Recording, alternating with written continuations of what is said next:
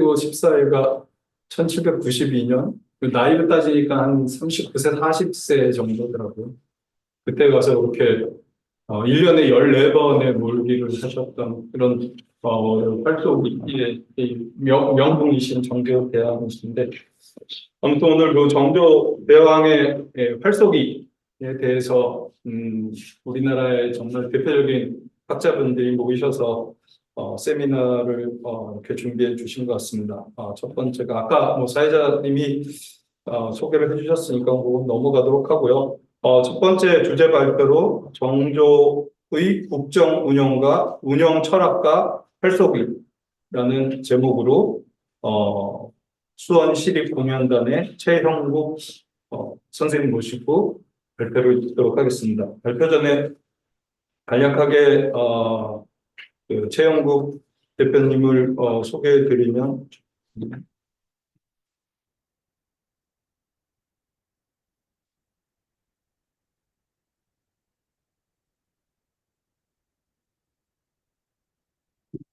음, 중앙대학교 대학원 사학과에서 문학 박사를 받으시고 경기대학교 산학협력단에서 허닥을 역사학적으로 하시고 지금 수원시립공연당 무예 24기 시범단의 상임 연출을 맡고 계십니다. 그리고 한국전통무예연구소의 소장님이십니다. 다시 한번 박수로 최영국 박사님을 맞이해 주시면 감사하겠습니다.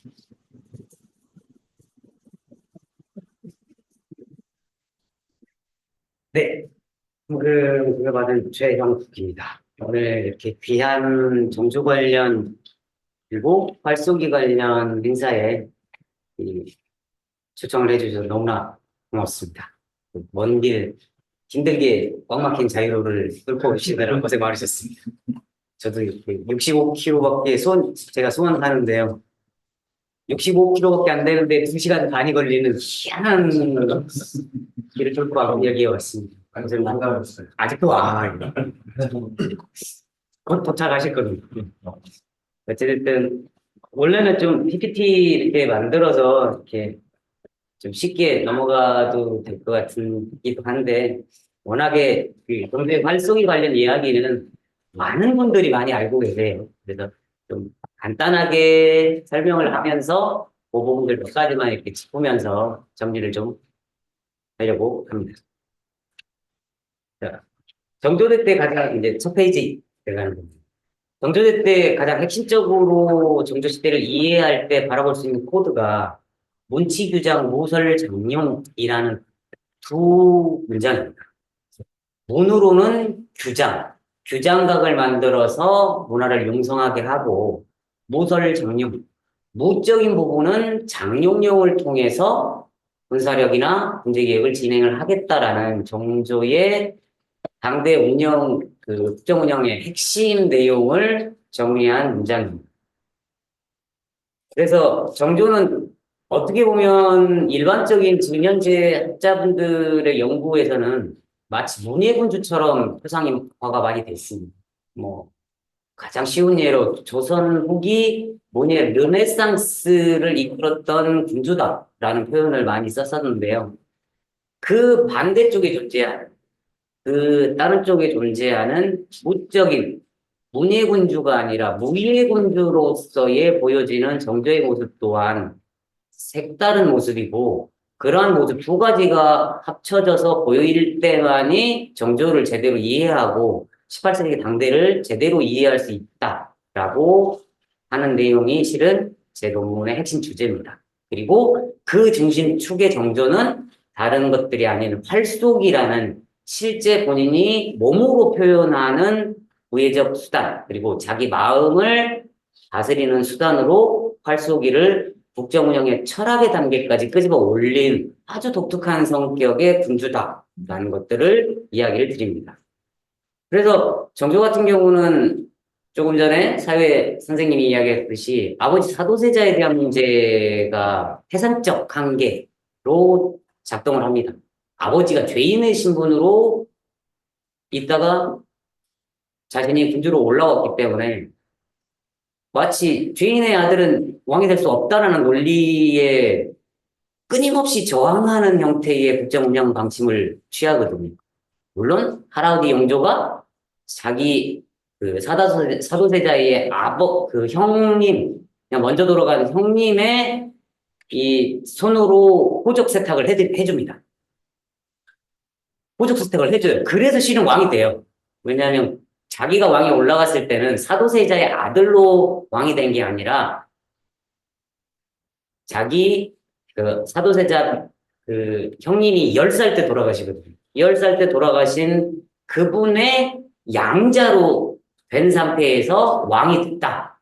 효장사자의 아들이다. 라는 부분이 그래서 등장을 하게 된 거거든요. 그런 부분이 죽는 순간까지 끝까지 작동하는 게 정조의 삶이었습니다.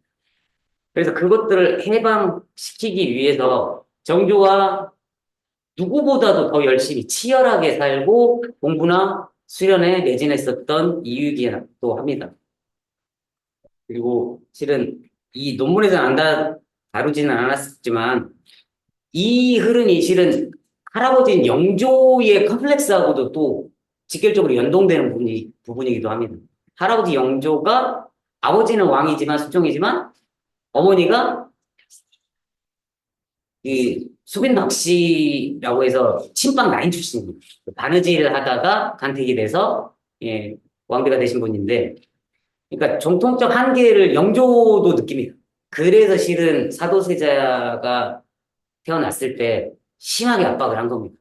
너는 좋은 핏줄을 얻었으니까 이제 제대로 된 왕이 돼야 한다. 실은 그게 사도세자의 정신적인 병까지 초래하게 된 배경이고, 그 흐름이 정조한 때까지 흘러내려온 겁니다.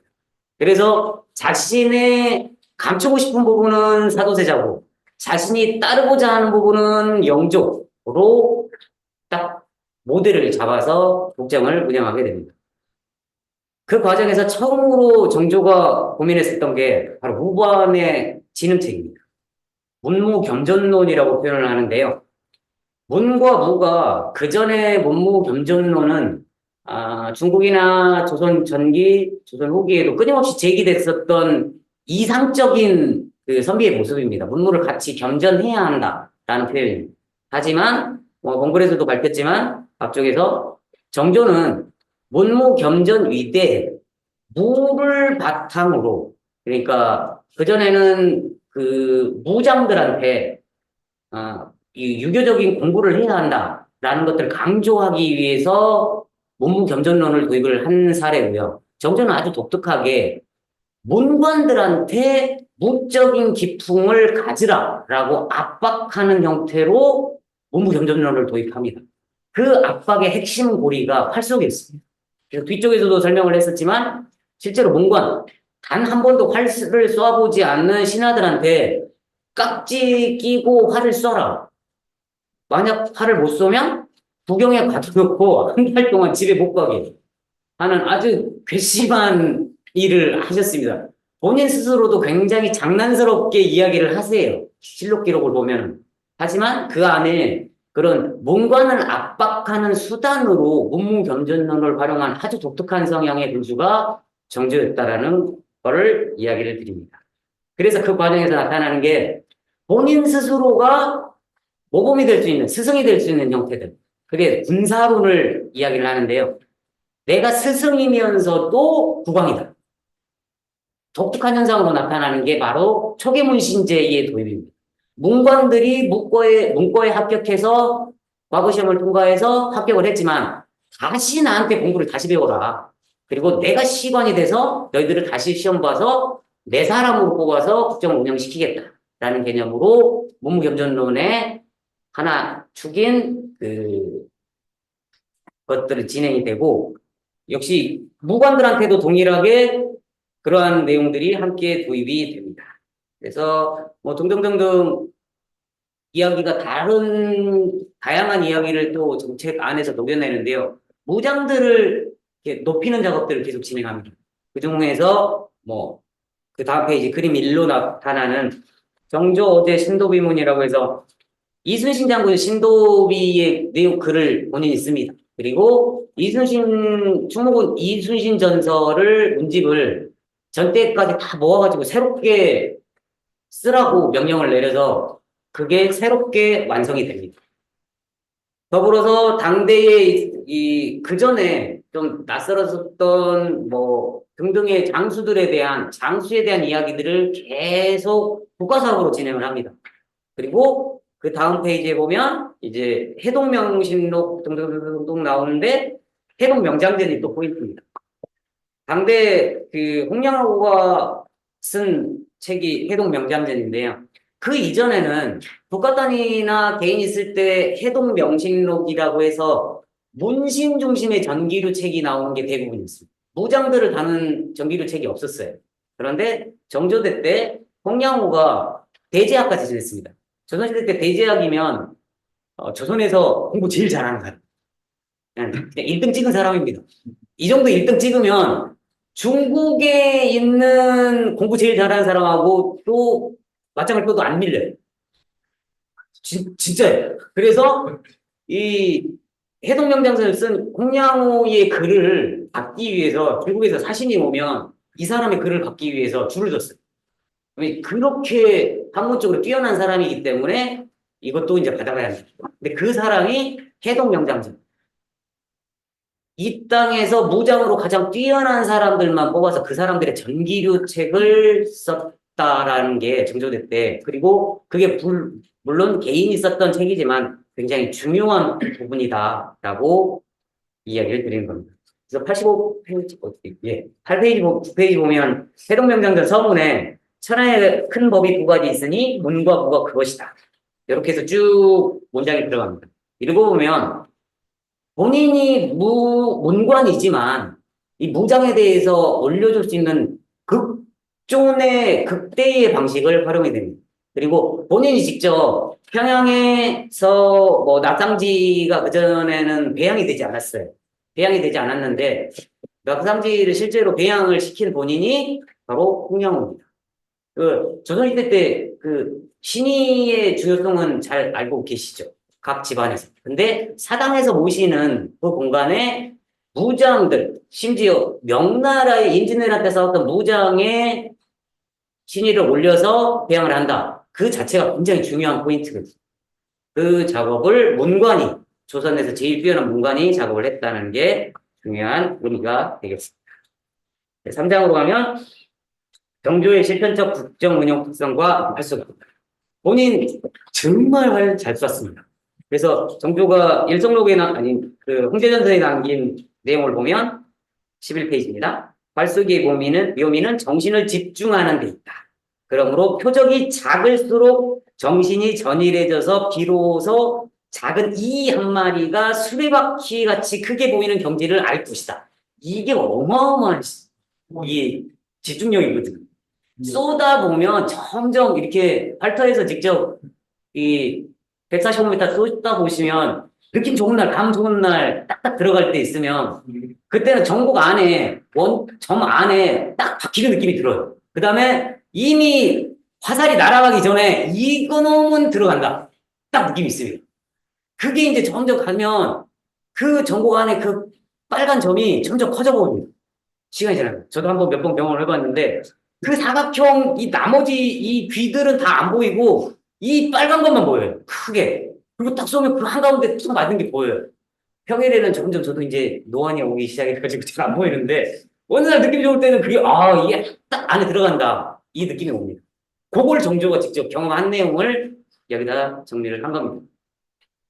그래서 정조의 활쏘기 실력은 뛰어났다는 거는 뭐 조선왕조 실록에 뭐 춘당대에서 활쏘기를 하여 10순에서 49발을 마쳤다. 그래서 쭉 나와서 여기에 또 핵심적으로 등장하는 게 나도 천성이 활쏘기를 좋아하고 그것이 선업을 이어가는 한 가지의 일이다라는 게 중요한 포인트입니다. 이게 선업이고 가업입니다. 이씨라는 태조 이성계가 세운 정통성의 국가에 본인도 아버지 사도세자가 비록 그러한 형태지만 나 또한 태조 이성계의 활 잘 쏘는 피를 이어받은 그분의 손이다라는 정통성 확보 차원으로 활쏘기를 끌어당긴 겁니다. 그래서 신궁이라고 표현을 한 거죠. 그래서 그 임자는 기미고풍에도 등장하는 그 고풍의 내용들 쭉 보시면 충분히 활쏘기 실력을 아실 수 있을 것 같습니다. 그래서 앞전에 조금 전에 이야기해드렸듯이 규장갑 초계문 신제를 통해서 뽑았었던 인재들, 뭐 정약용, 뭐 유두공 등등등등 이 사람들 잡아다가 활 잘 쏘냐 못 쏘냐 물어봤다가 못 쏜다 그러면 내가 깍지 잡게 그다음에 이 훈련도감 구경에 가둬놓고 쏴가지고 몇 발 이상 못 쏘면 집에 못 가. 농담 삼아 던졌는데 국왕이 이야기는 어디 그게 농담이겠습니까? 못 가면 안 가는 거지. 군사들이 안 보내지. 그래서 충분히 활을 쏘고, 근데 거기서도 사료에 보면은, 여유강전서에 보면 내용이 쭉 등장을 합니다. 근데 여기 여유강전서 그 전에 해석하신 분들이 또 급해서 해석본을 갖다 써보려고 했더니만 해석을 엉망으로 하셨더라고요. 보다가 뭐 말 타고 활 쏘는 내용으로 막 뭐 이게 해석을 하시는 분들도 있더라고요. 근데 말 타고 활 쏜 거는 없어요.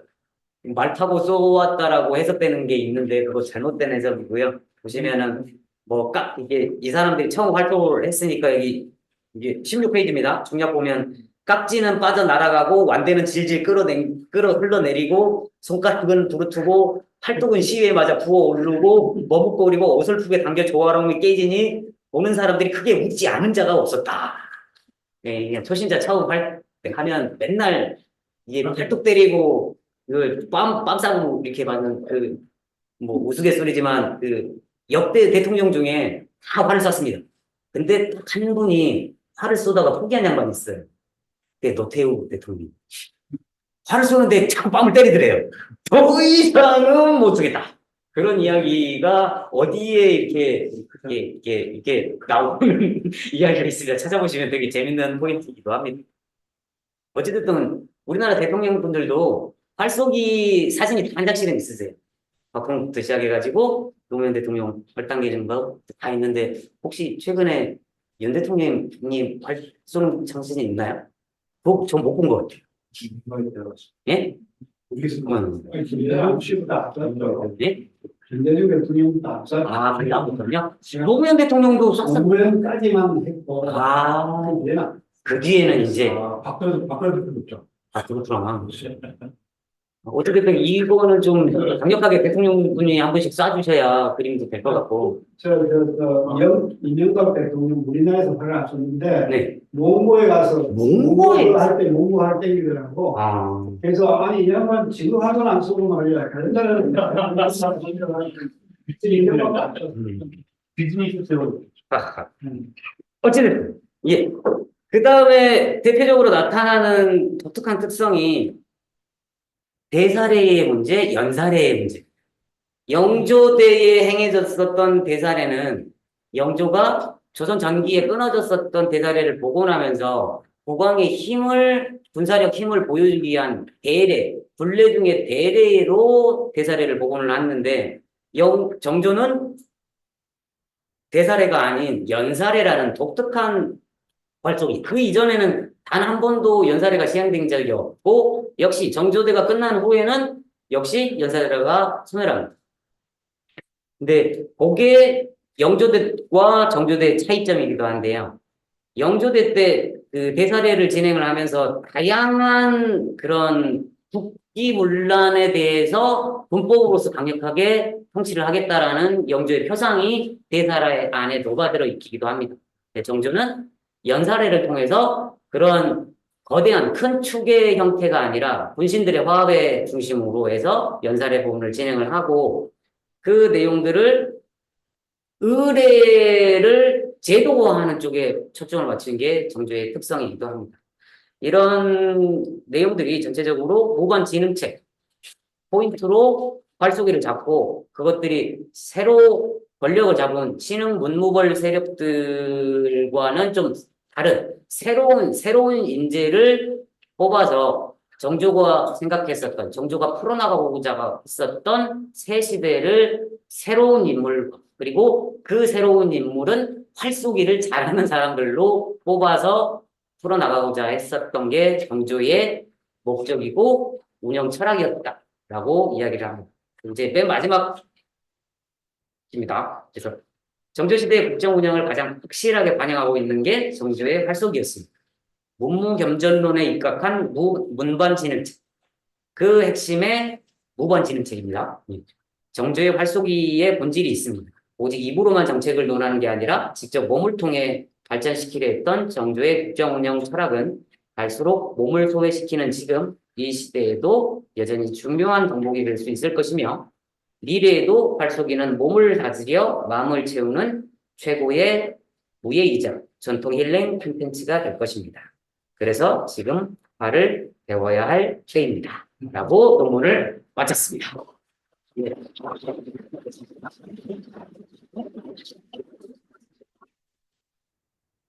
예, 발표 잘 들었습니다. 시간이 저희가 한 주제 발표당 한 50분씩 마련되어 있어가지고요. 시간이 아직 좀 충분히 남아있는 것 같습니다. 혹시 발표 때 못다 하신 말씀 있으면 추가로 좀 말씀해 주셔도 좋을 것 같습니다. 이번에 이건우 선생님 그 토론문을 보고 이제 깜짝 놀랐습니다. 진짜. 논문 한 편을 토론문을 주셔가지고, 다른 학회에서 발표할 때도 보통은 사람들이 이렇게 한 페이지 안 넘기시거든요. 그래서, 예, 엄청 양이 많으셔가지고, 논문 답변할 거를 생각을 해보니까 그 사이에 8관련 논문을 2편을 더 써야겠더라고요. 그래서 그건 다음에 시간이 나면 더 쓸 거고, 이건우 선생님, 토론할 때 그 사이사이에 조금 더 보가 설명을 좀 더 드리면서 그 시간에 좀 더 많은 시간을 할애하도록 하겠습니다. 예, 그럼 발표 잘 들었습니다. 감사합니다. 그럼 다음으로 토론에 들어가도록 하겠습니다. 토론은 국공신문 대표 이건우 대표님께서 해주시겠습니다. 제가 그럼 오늘 쭉 나가서 예, 여기 나와서 의자 제가 마련하고 있습니다. 의자 있죠?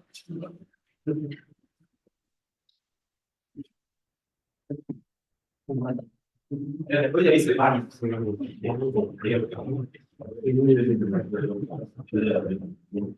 이건호 대표님을 잠깐 소개해 드리도록 하겠습니다. 울진 칠보정에서 1997년에 직궁하셨고요. 울진군 군도협회 칠보정 전무를 2006년까지 하시고, 경북체전 궁도선수 출전도 하시고, 3단이시고, 2000년도에 잘 아시다시피 국궁신문에 창단하셔서 지금까지 대표로 여기는 오시고 계십니다. 온깍지 공사의 회원으로 활동도 하시고, 세계민족궁 축전 추진 운영도 하시고, 또 2017년에는 국궁포럼 창립 회원으로 활약하시고요. 지금까지 디지털 시대의 국공 운영 외 논문 20여 편을 발표하고 계십니다. 크게 박수로 맞이해 주시면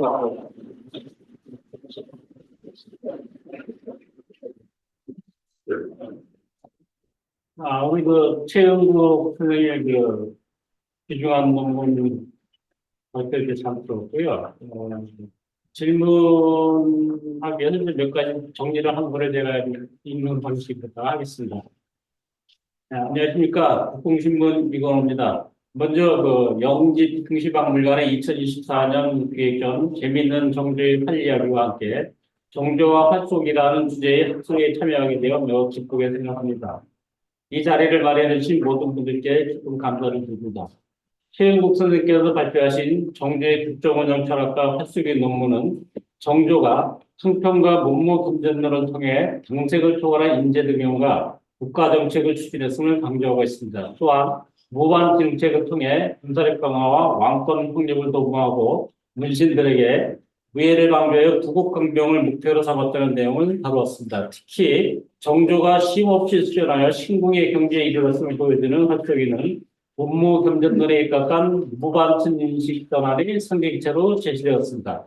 발표자는 정조가 신궁의 경지에 도달한 활속의 실력으로 신당대 실사 등에서 신화되고 활속이를 하며 군사 개념을 실천했다고 합니다. 또한 조선왕실의 가업인 활속이를 계승하며 왕권의 정통성을 확보하고 대사라를 통한 국권 확보와 연사례와 신화들과의 활동을 통해 연동시켰다고 설명하고 있습니다. 정조시대의 활동기는 국정철학을 반영하며 왕실의 중통성과 군사력을 동시에 강화하는 중요한 상징이었으며 문무 겸전론 실행의 핵심에 활쏘기를 중심에 두었음을 밝히고 있습니다. 큰 틀에서 대부분의 연구 결과에 깊이 공감하고 있습니다. 이번 논문을 보면서 정조시대의 국정 철학이라는 풍넓은 사고가 필요한 영역이라 토론자로서는 그 시대의 구체적인 정치체제에 대한 전문 지식이 부족하여 본질적 접근을 좀 어렵게 했습니다. 지적 양해를 부탁드립니다. 정조의 문무 겸전론과 무관지능체계 전반적으로 공감하면서 활쏘기와 관련된 사항을 중심으로 의견을 제시하고 질문을 하고자 합니다. 첫 번째는 정조의 활쏘기와 사법수와 관련된 건데요. 정조는 무예지능체계 일환으로 다양한 병사와 무예도보 통지 등의 무예서를 편찬한 것으로 알려져 있습니다. 그러나 활쏘기를 다룬 책은 보이질 않습니다. 무예도보 통지에 활쏘기가 포함되지 않은 이유에 대해서는 반명무예를 중심으로 역사하는 학계 입장이 있고요.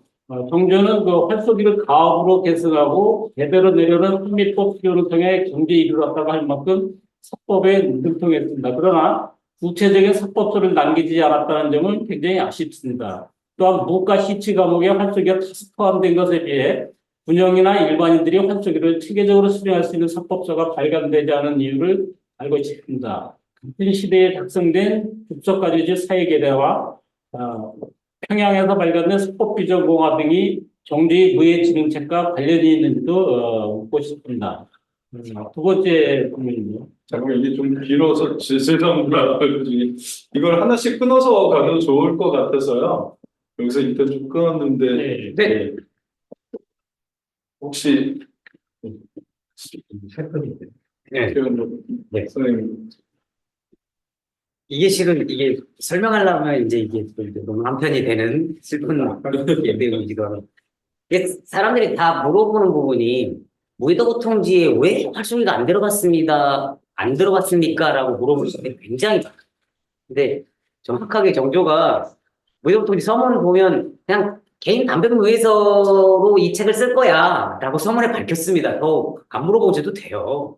모든 책에 서문 보시면 나는 이 책 왜 쓴다 라고 하는데 정조가 그렇게 밝혔습니다. 서문, 무예도보 통지 서문은 무예도보 통지 전체 글은 박재가 같습니다. 자문, 고증은 이동구가 하고. 근데 독특하게 무예도보 통지 서문은 정조가 직접 글을 내리고 그걸 최재봉이 쓰게 되는 형태입니다. 그래서 글씨체가 달라요. 서문에 그런 내용들이 있어서 있고, 그래서 문과시험 활쏘기가 다소 포함되어 있는데 구체적인 사법서가 이렇게 보이지 않는다. 핵심적인 이유는 그거예요. 직접 활을 쏴보셨으면 이제 다 아시겠지만 정말 단순합니다. 들어서 당겨서 놓으면 날아가요. 여기에는 뭔가 사법에 대한 어마어마한 책이 필요 없어요. 특히나 당대에는 누구나 다 활을 다 잘 썼어요. 다른 뒤쪽에 나오겠지만 부국일기나 등등등등등 보시면 알겠지만 군관들도 한 달에 기본적으로 시험만 3번에서 4번을 활쏘기 시험을 봅니다. 그러니까 일주일에 한 번씩 활쏘기 시험을 본다고 생각하시면 돼요. 삭시사, 월과, 중순시 해서 그 시험을 합계를 해서 본인 승진 시험으로 활용을 해요. 그러면 얼마나 활을 쏘겠습니까? 매일 쏘는 거예요, 매일. 그러니까 매일 쏘는데 거기에 특별한 기술서가 필요 없다고 생각을 한 거죠. 그래서 아주 독특하게 당대에 존재했었던 그 축소관 유집의 사회계례 같은 경우도 2페이지밖에 안 돼요. 글자 숫자 몇백 자 안 됩니다. 그냥 핵심적인 요결만 딱딱딱 이거 정도면 돼라고 생각을 한 거죠. 그런데 사법비전공화 같은 경우도 실은 중국 책을 그대로 답습해서 정리한 내용들이 상당히 많이 있습니다. 그리고 당대 서유구 선생이 썼던 그 제목이 임원경제지 안에 유해지편의 사결 같은 경우도 그 당대의 독특한 그 지식인들의 그 독특한 특성이 백과사전 만드는 게 특성이었거든요. 백과사전파라고 표현을 해요. 그 사람들이 그 과정 안에서 서유교 선생 같은 경우는 유해지 안에 사결을 그 사결 부분이라고 사예라고 해서 중국에 있는 모든 활쏘기 관련 내용을 다 모아가지고 내가 한번 집대상 한번 해볼 거야 라는 지식의 집합처로서의 활쏘기를 정리를 해놓은 형태입니다.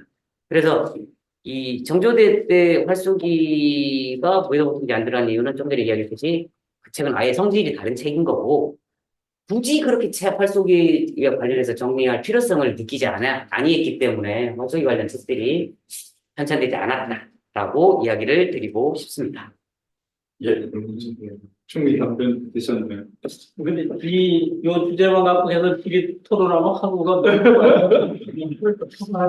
더 하셨습니다. 예. 일단은 그 발표자님께서 사법부의 불필요성에 대한 거는 동의하기 굉장히 어려운 그 부분이고요. 무예도법 통지에 활쏘기가 포함되지 않았다는 게 궁금한 게 아니고 네. 그 당시 그에 부응하는 거 활쏘기를 이렇게까지 진행시켰는데 정조가 가업이면서도 본인의 그 비기가 있는데 삼명국 같이 이런 좋은 그 비기가 있음에도 불구하고 사법서로 나오지 않았다는 건 더더욱 궁금한 거죠. 그리고 특히 이 사법서 요 사회계례하고 사법부 적용화를 두 개로 언급하고 요거 딱 정조 시대에는 두 개만 확인된 거예요 지금요. 인문경제들은 약간 좀 뒤에 있죠 시기적으로요. 그래서 이제 제가 질문을 한 거고 사법서의 불필요성에 대해서는 아직도 동의는 안 갑니다. 비법이라 숨깁니까? 그래서 다시 한번 이렇게 또 뭐 얘기를 좀 동의하시기 어렵다고 이야기를 하시니까 지금 현재도 마찬가지거든요. 누구나 다 보편적으로 활용을 하면 거기에는 매뉴얼이 필요가 없습니다. 이게 사라질 가능성이 있겠다, 어렵겠다라는 개념으로 형태가 만들 때 이게 매뉴얼이라는 게 존재를 하거든요. 무예도보 통지도 실은 만들 필요성이까지는 없었던 책이기도 합니다. 그런데 딱 두 가지 이유 때문에 무예도보 통지도 새로 만들어집니다. 아버지 사도세자에 대한 추존의 방식으로 아버지 사도세자가 18기를 썼고 그 내용을 그대로 동일하게 가져와서 이 책에 수록합니다. 그리고 본인은 마상무예 6가지만 더 늘리고 무예도보 통지에서 가장 중요한 코드가 고의표라고 해서 가 등장을 합니다. 고의표라고 해서 서로 다른 부분들을 정리하는 부분들이 있습니다. 그러니까 정조가 군사훈련을 했는데 자 이쪽에서 봉국권법을 해라 라고 해서 훈련동업에서 시켰는데 하고 어영천 가서 야 또 봉국권 한번 해봐. 근데 형태가 달라요. 총영천 가서 했더니만 총영천이 또 달라요. 어영천 그 다음에 또 다른 데 지방 가서 너 봉국권 한번 해봐. 부대 훈련이 다 다른 거예요. 뭐 이런 당나라 부대도 아니고 이것들을 통일하는 작업으로 야 니들은 이제 앞으로 이 책 보고 통일된 모습으로 정리를 하라라고 해서 무예 도보 통자를 붙인 겁니다. 그 이전에 군사들이 단체로 움직이는 진법 훈련서도 이 부대에서 야 니들 방진 쳐봐 했더니만 방진을 짜는 순서가 달라요. 좀 짧게 예, 그래서 병합통이라는 책을 만들면서 군사훈련을 통일화시킵니다. 그런데 너무나 많은 활쏘기들을 다 하는 과정에서 활쏘기의 본질이 당대에는 잘 쏘면 되는 거거든요. 잘 쏘면 되기 때문에. 그런 면에서 보면 통일성으로 만들기도 한데.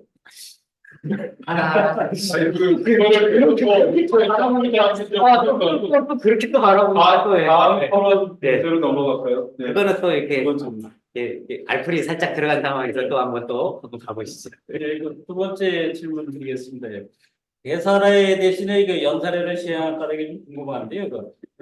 발표자께서는 이제 영조가 그 탕평의 국정 철학을 실학하고 문무의 지도를 위해서 활쏘기를 중심으로 한 대사례를 복원했다고 했습니다. 물론 영조가 이제 200년 만에 대사례를 복원하여 두 차례 시행하며 간신 간의 관계를 공고히하고 시칠통의 인재를 선발했습니다. 반면에 정조는 탕평이라는 국정운영을 위해 활쏘기를 중시했지만 대사례를 시행하지는 않았습니다. 정조는 왕권의 정통성을 중시하면서 대사례 대신에 그 전차와 참석자의 규모가 훨씬 작은 연사례를 연 이유가 무엇인지 굉장히 궁금합니다. 이 점에 대해서 좀 의견을 듣고 싶습니다. 이건 그거 중앙관리적으로 주제인데 주동근이 발표 주동근이 그때 제가 깜깜하게 답변을 한번 주시고 여기 간략하게 넘어가는 학교장님께서도 대사에 대해서 한 두 페이지를 네. 언급하셨기 때문에 간단하게 제 의견은 네. 해보니까 그게 아니다라는 삐를 받은 거죠, 정전. 네. 영조대 때 대사례를 진짜 힘들게 해가지고 200년 만에 복원을 해서 대사를 딱 멋지게 국가 의뢰야 이게 본래 중에 가장 멋져라고 했는데 자기가 보니까 아니야 이거. 이거는 이렇게 했다가는 뒷감당이 안 됐습니다. 대사례의 본질 안에는 인재를 뽑는 수단, 문목과 시험과 그 뒤에 있는 다양한 의례적 내용들이 배보다 배꼽이 더 큰 내용들이 더 들어가 있습니다. 대사례. 활쏘기보다는 의례적인 형태가 더 큽니다. 요거를 3분의 1 단위로 치는 형태가 연사례입니다. 보통 주례를 정조가 풀어낼 때 대사례, 연사례, 그다음에 빈사례 요 형태, 그다음에 지방론 내려가면 향사례까지 들어가는데 요 3례 중에서의 핵심을 연사례로 잡고 풀어낸 게 정조입니다. 어떻게 보면 가장 실용적이면서 가장 효과적인 코드가 로 분신 내 화합이나 그다음에 여타의 의례를 최대한 간소화하면서도 정예로 그게 어떻게 보면 주례의 핵심이거든요. 주례를 해석하는 방식이 영조대 때 바라봤던 개념하고 정조대 때 바라봤던 그 개념이 다릅니다. 그래서 연살의 의례 안에서도 명확하게 나타나는 특성이 의례의 간소화예요. 간소화하되 가장 의미 있는 그리고 가장 독특한 정조대만의 색깔을 음악이나 옷이나 그다음에 등등등등 몇 가지의 아주 특징 포인트로 딱딱딱딱 뽑아낸 분수가 바로 정조입니다. 그 형태로 짧게 하고 나머지는 그 뒤에 연살에 설명하시는 선생님이 잘 설명해 주실 거라. 도착하셨습니다. 사실 답변은 좀 정부 예, 네. 다음 시간 넘기겠습니다. 다음에 넘길까요? 세 번째는 좀 활동하시는 분들이 관심이 있을 것 같은데요. 고풍하고 그 49중에 대한 이야기를 질문하겠습니다. 발표자께서는 이제 그 정조의 활쏘기가 신궁의 경지에 도달했다는 자료다가 정조실록의 그 정조 16년 10월 30일 임자년 김익고풍 이야기를 인용해 소개를 했습니다. 특히 실록에 기록된 49중 이야기가 분석을 해보면 굉장히 재미있습니다. 정조실록에 언급된 멸순의 9발을 맞춘 이야기를 살펴보면은 매 순마다 5발을 쏜 게 아니에요. 지금처럼. 초순부터 30까지는 매순 5발을 떠갖고 공기를 했고요. 4순부터 90까지는 매 순마다 자연적으로 50을 쏘지 않았습니다. 이후 4순부터 8순까지 발휘하자는 5자대를 별도로 한 순을 모아서 쏘았고 쏘았습니다. 중순 10순은 초시부터 40까지 연사적으로 화살 2개를 남긴 상태에서 9순에 50을 맞추고 나머지 한 발을 비워둔 것으로 해서 49중 이야기 스토리가 완성이 되는 겁니다. 이 내용을 보면은 현재 매 5순마다 매 순마다 5발을 쏘는 발전은 통상적인 활쏘기 방식과 다른 것을 알 수가 있고요. 정조의 활쏘기 방식은 현재 활쏘기라는 사람으로서 이해하기 어려운 아주 매우 독특한 방식으로 기록이 되어 있습니다. 이는 50발 중 49중 기록을 의도적으로 돋보이게 하는 정치적 행위로 저는 해석을 하는 게 추정이 됩니다. 이러한 방식이 정조의 활쏘기 기록에 모두 적용된 것이 궁금하고요. 최영국 선생님께서는 임전의 김익고풍 그 자료 설명에서 시수 분석을 정조실록의 기록과 같은 방식으로 해석을 하고 있습니다. 이 활쏘기 방식의 의미와 이에 대한 선생님의 의견이 궁금합니다.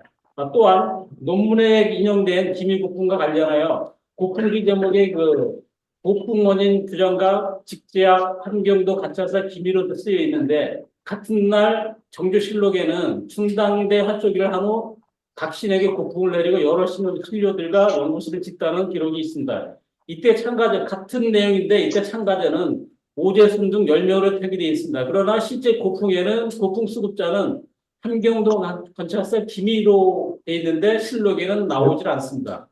기미가 실제로 활쏘기에 참여를 했는지 아니면 참여하지 않았음에도 고풍지를 받았는지 이거에 대해서 지금 불분명합니다. 이에 대한 의견을 부탁드립니다. 이것도 사실은 다음 주제이기도 하고 또 굉장히 세부적인 내용이 그래서 답변하기 좀 힘드실 수도 있을 것 같은데 혹시 역시 짧게 짧게 설명을 해주시면 선생님이 그 해석하셨듯이 굉장히 정치적인 행위로 생각을 하시면 됩니다. 그러니까 직접 한번 이렇게 한번 활터에서 한번 이렇게 한번 활 쏴보세요. 이렇게. 내가 술로 다 마치겠다는 딱 자신감 가지고 내가 세 순까지는 그냥 다 쏘고 그 다음 순부터는 네 발씩 다 들어가고 요 방식대로 한번 쏴보십시오. 어떤 마음이 들 때 이렇게 쏠 수 있을까요? 어떤 마음이 들 때 이렇게 쏠 수 있을까요? 자신감의 표현입니다. 정조는 나는 저 관역을 보면 무조건 맞히는 거예요. 라고 생각이 들 때 이런 독특한 형태의 활쏘기가 가능하다라는 거죠. 만약 중간에 단 한 발이라도 빠져나가면 이렇게 자신감 부리지 못하거든요. 바로 본인이 군사를 몸으로 보여주고 그다음에 고풍의 핵심이 뭐냐면 고풍은 이게 함께 쏘아서 신하들한테 선물을 해주는 거거든요. 거기에도 보면 되게 재밌는 내용이 있어요. 조선시대 때는 어떤 선물을 받았을까? 그것만 분석해도 조선시대 국왕이 내리는 선물의 목록집이 완성이 돼요. 어떤 때는 뭐 식료품부터 시작해서 뭐 물고기 뭐 웅어 한 두루, 그다음에 뭐 목탄 몇 개, 뭐 등등등등 나옵니다. 그 고풍을 주는 그 행위 자체가 내가 활 쏘았는데 이 내용을 잘 집에 갖고 있어, 자 줄게. 요런 형태가 진행이 되는 거죠. 그래서 실은 그 다음은 질문하셨듯이 뭐 기미가 그 실록에는 표기가 안 됐는데 등장을 했을까 안 했을까에 대한 문제인데 실록의 부분에서 굉장히 축약된 부분이 되게 많습니다. 대표적인 게 활쏘기에서 조선왕조 실록에는 그냥 딱 한 줄로 이날 어느 사람들과 시사를 하였다 라고 한 줄 딱 끝나요. 시사면 활쏘기만 한 걸로, 그러니까 시험 보는 활쏘기만 한 걸로 사람들이 판단을 하시잖아요. 천만의 말씀. 세미나 중이다. 그날 동일하게 뭐 흥국록이나 다른 비근사 등록이나 등등등등 관련 사료를 비교를 해보면 한 줄로 그냥 딱 시사를 하였다. 근데 여기에서 오만 무예훈련을 다 했다. 그날 국왕 앞에서 뭐 검술, 본술, 그다음에 뭐 말 타고 활 쏘는 마상매 등등등등 다양한 내용들이 등장을 합니다. 이 안에서도 각신은 딱 각신으로만 해서 딱 한정을 지어줍니다. 문장에서 주장 각신 누구누구누구에서 딱 10명만 나오고 애매한 이름은 다 빠져서 나와 있을 가능성이 높습니다. 그래서 기미도 그날 행사에 참여해서 고풍첩을 받아서 집으로 갖고 가서 나 이거 갑오로 남기고 거기에 이제 선물 내용 나오지 않습니까? 이 선물 받을 때 요 고풍첩 가져가야 선물 주거든요. 뭐 아마첩이 됐던 수마첩이 됐던 요 선물 바꿀 때 요거를 갖고 가고 요게 집안에 대대로 보관하는 게 되는 거라고 생각을 합니다. 아, 그럼 기미는 참석을 했다. 참석한 거를. 네. 한자로 팔자가 아니라 거기까지 쓸 여백이 없었다라는 거죠. 주인공인데? 예? 그 고풍첩을 하나하나 뒀다니까요. 참석자 모든 사람한테 제가 봤을 네. 때 나중에 하죠. 네. 고풍만 고풍 하실 때 이런 거에 답변으로 괜찮으셨습니까? 네, 그리고 일단은 여기 최국 선생님께서는 기미가 여기 참여한 거로 일단 말씀하시는 걸로 하고 다음 넘어가겠습니다. 그리고 앞에 거하고 좀 연관이 돼 있는 건데요. 이거 좀 굉장히 좀 도발적인 거예요. 제가 지금 순위를 듣기 위해서 정조는 과연 신국일까? 요거를 이제 이 당시에 군강 기록을 제가 비교를 해서 내가 추적을 해왔는데 정조의 쓴 49종 시술을 신묘한 궁수를 다루는 신궁의 수준이라고 칭할 수 있을지 의문을 제가 가졌습니다. 정조의 활쏘기로 기록한 이해우 고풍첩에 따르면은 정조의 활쏘기 기록 총 36건 중 22건이 열순 고풍길이며 그냥 49종을 기록한 것은 불과 4건입니다. 22건의 열순 평균 시수는 4등이고 전체 261순 993시를 쏘아서 평균 3.8중을 했습니다. 이런 현재로서는 뭐 꽤나 좋은 시수이죠. 반면에 민조 시대에 활동한 박치문 군관의 두북일기에 따르면은 목사와 봉사 등 활쏘기 시합에서 대부분의 군관들이 열순에 40발 이상을 맞추고 열순에 50발을 맞춘 기록이 자주 나옵니다. 그리고 특히 1645년 3월 27일 박치문 군관은 40승을 쏘아서 196중을 했습니다. 1645년 10월 20일 박치문하고 이시복은 시합을 했는데 둘이서 비교를 하게 됐습니다. 근데 박치문이 38순에서 189승을 마치고 이시복이 38순에서 190개를 모두 맞춰갖고 이겼습니다. 이게 한 발 차이로요. 이는 조선시대 현재까지 기록한 최고의 기록이라고 평가되는데 이와 비교해 보면은 정주의 활쏘기 실력을 과연 신공기라 할까 할 정도는 아닌 것으로 보여지는데 물론 정조는 활쏘기를 즐겼고 실력도 출중했지만 이런 정치적인 목적으로 신공화한 것은 아닌지 의문이 듭니다. 이에 대한 그 발표자님의 의견을 묻겠습니다.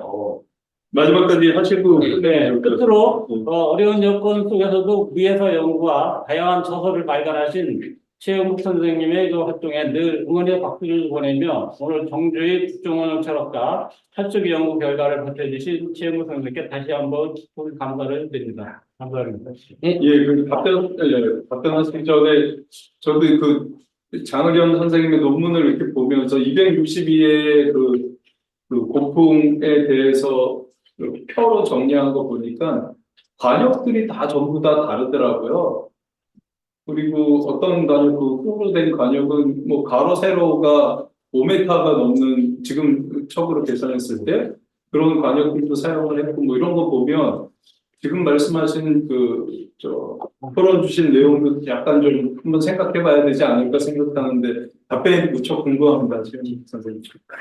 일단은 비교로 이렇게 예로 드셨던 부부일기를 보시면 부부일기가 혹시 모르시는 분들이 계셔서 그 부자간에 그 저기 한경도 북방으로 함께가 아니라 아버지가 근무를 하고 북방 꼭대기 백두산 아래 거기서 근무를 하고 내려온 다음에 아들이 다시 문과국제해가지고 다시 또 똑같은 지역으로 가거든요. 아주 독특한 부자애가 동일한 곳에서 근무했었던, 예를 들면 아버지가 GOP 가서 근무를 했는데 아들이 다시 그 GOP로 가서 소대장 역할을 해서 일기를 쓴 거예요. 그러니까 동일한 여정, 그러니까 집에서 올라갈 때는 근데 등등등 아주 독특한 성격이라서 문중에서 잘 갖고 있다가 복원을 이게 박물관에 기증해서 나왔는데 그 내용을 쭉 처음부터 끝까지 읽어보면 이 사람들이 왜 활쏘기를 했을까라는 거를 알거든요. 할 게 없어요. 할 게 없어. 할 게 없어요. 거기 가서 그냥 활쏘기밖에 할 게 없어요. 그 다음에 핸드폰도 없고요. 예. 하루 종일 뭐 하는 게 뭐 국가에서 뭐 다른 일 등등을 하는데 해야 할 게 활쏘기밖에 없어요. 그리고 예. 그 다음에 그 등등등등등의 것들이 그 다음에 그걸로 시험을 잘 봐야 활쏘기 시험을 잘 봐야만이 다시 서울로 내려오고 고향으로 갈 수 있어요. 그러니까 요즘도 마찬가지로 그 육사 처음으로 졸업해가지고 인간하면 맨 전방 지역으로 보내는 거기서 이제 훈련하고 거기서 이제 성적이 좋으면 이렇게 다양하게 뻗어나옵니다. 조선시대도 마찬가지입니다. 문과시험 합격하면 제일 힘든 한경도 오지로 보내요. 북방오지. 그러니까 정조가 명성했냐고 네. 그러니까 맨날 이렇게 쏘는 사람들의 실력은 어마어마하죠. 근데 정조는 국왕이에요. 국왕인데도 어마어마한 실력을 갖췄다라고 보는 이유가 뭐냐면 정조가 중간에 한 10년 정도 화를 놉니다. 기록에도 등장을 해. 화를 중간에도 놔버림에도 불구하고 어느 정도 일정한 실력을 유지하고 정조는 관역을 아주 다양하게 씁니다. 좀 전에도 얘기했지만 뭐 큰 관역이 점점 이렇게 삼매법이라고 해서 정신을 집중하면 이 한 마리가 커지게 보이듯이 그 표적 독특한 그림들 보셨죠? 일반적으로 쓰는 관역의 크기가 아니라 부채, 그 다음에 곤방, 이게 점점 작은 관역으로 쏘는 독특한 근거리를 쏘는 형태의 활쏘기까지 아주 다양한 방식의 활쏘기를 진행을 합니다. 그러한 상황에서 이 정도의 활쏘기를 그다음에 보여줬다. 그리고 전대 국왕들 중에 아주 독특하게 가장 활쏘기를 잘했던 군주가 역시 태조 이성계입니다. 태조 이성계 관련한 활 이야기들은 엄청나게 많이 있는 거고요. 나머지 국왕 군주를 비교해 봤을 때 가장 많은 데이터, 그다음에 가장 정교하게 쏘는 군주가 정조였고 이 정도면 신궁이라고 불러도 충분히 의미가 통하지 않을까라고 생각을 합니다. 혹시 그 결혼자님 궁금한 점은 다 풀리셨는지요? 좀 있어요. 왕은 할 일이 되게 많거든요. 네, 일단 이 정도 맞겠습니다. 예, 그러면 뭐 정조대왕님은 신궁이셨다는 결론을 해서 가업이래요. 아마 프로에서 질문이나 이 궁금한 사항이 되게 많을 것으로 생각이 되는데 저희 끝나고 종합 토론 시간이 있으니까 그때 좀 왕성한 토론 진행해 주시는 걸로 하시고 첫 번째 발표 정조의 국정 운영 철학과 활쏘기로 발표해 주신 태용국 선생님과 토론해 주신 이건호 대표님께 큰 박수 한번 부탁드리면서